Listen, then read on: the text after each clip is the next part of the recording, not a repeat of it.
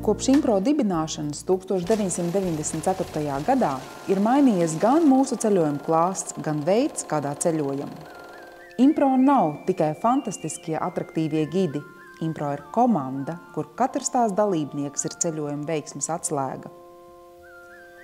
Savā jubilejas gadā gribam iepazīstināt ar mūsu aizkadra cilvēkiem, tiem, kuri darbojas, lai tu, ceļotāji, varētu izbaudīt, iepazīt un atpūsties. Brauc atklāt jauna zemes, ja ceļot prieks ir dzīvs.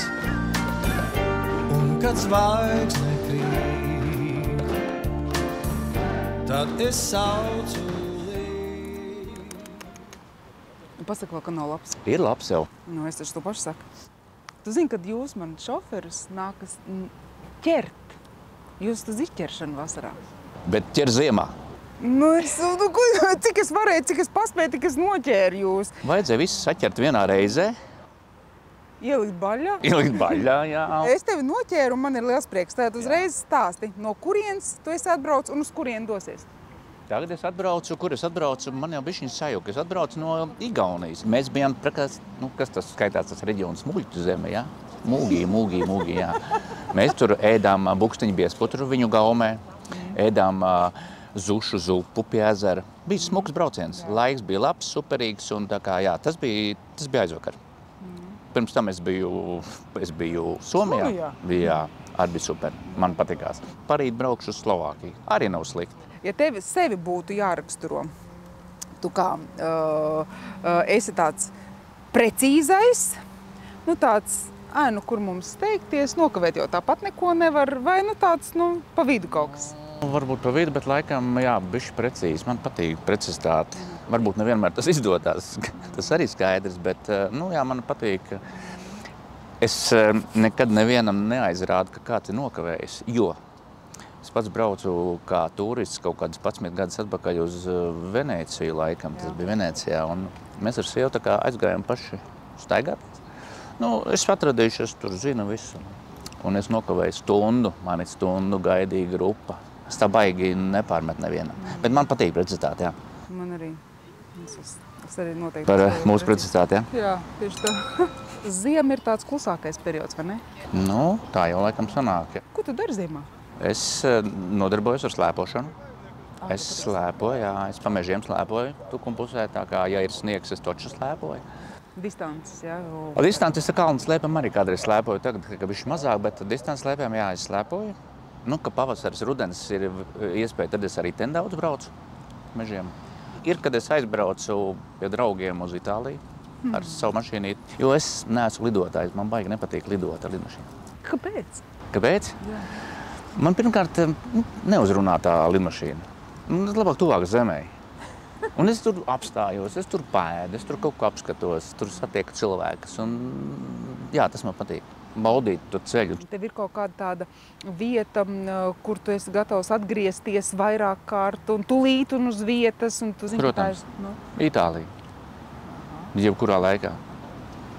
Itālijā, tā ir mana zeme. Kas tieši, teiksim, tas dzīvesveids? Dzīvesveids, mūzika, viņa dzīves stils, tas, viss tas itāliskais. Virtuve. Jā. Tur Itālijā viss, tur ir kalni, jūras, tur viss ir plaši. Virtuve, ar savu to vēsturi, jā, super. Tā ir tāda, īstenība.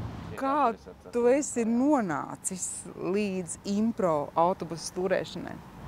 Es iepriekšējā darbā nostrādāju kaut kādus 15 gadus pa sagādnieku, pa šoferis braucu gan uz busiņiem, gan uz smagiem un uz Minskām daudz braucu. Un tad es tā šatad skatos uz tiem autobusu šoferiem, skatos, viņam baigi forši. Viņš baltā kreklā tur atbrauc, viņam krava iekāpj un krava izkāpj. Man pašam jāiekrāmē un jāizkrāmē. Es domāju, kaut kas dzīvē jāpamaina.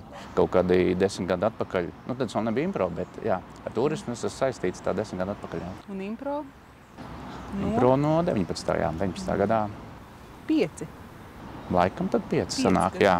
Ja tos 2 burbuļu gadus, bet tur pa vidām bija, pa vidām nebija, tā kā bija, tā bija, jā. Vai ir kādas situācijas, kad tu esi Bāc aizbrauc, es pilnīgi neturu, nu ir baisās auzas. Baisās auzas, nu, ir, kad kaut kur nošauju garām, bet es jau to tā baigi nevienu neizrādu. Kad tu iegūti tiesības, tad, kad tev palika 18, jā? Un tu... Nē, kad man bija 18, tad es iegūju vieglās un smagās mašīnas, bet autobusu tiesības es iegūju tādos nopietnos gados, 10 gadus atpakaļ. Tad, kad es sapratu, kad es braukšu, tad es... Tad bija jāpārliek. Nebija jāpārliek, vienkārši pa jaunu auto. Jā. Riekā.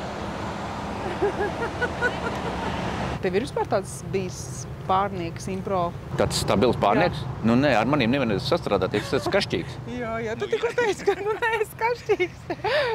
Kas tev garšo? Vīns, man vīns ļoti. Nu, garšo. Ja tā jūs saka, ja garšo alkohols, tad tas ir alkoholiķis, bet man patīk baudīt vīnu tā forši, jā. Un kas man vēl garšo? Es ēdu visu praktiski. Izņemot rabarberes no bērnības, es pārēdos un neēdu. Es ēdu visu. Gan bukšteņu biezpurtu, gan siļķes, gan gaļu, un man viss garšo. Itāļu virtuve man ļoti patīk. Tās pašas picas. Un tavs padoms impro ceļotājiem? Es viņiem novēlu ceļot, arī turpināt ceļot ar to labāko tūru kompāniju pasaulē ar impro. Es tā domāju. Es pats kādreiz braucu kā ceļotājs pirmo reizi 2000 gadu sākumā uz to pašu Itāliju. Es neko nezināju, neko nesapratu. Kas ir? Tur tās naudas vēl bija jāmaina, kur šur tur un vēl kaut kur. Bet cilvēks ceļo, brauc, viņš iepazīst to visu to vidi, to visu to, kā tas viss notiekās, un viņš jau paliek savādāks. Nē, jāceļo ir, es domāju.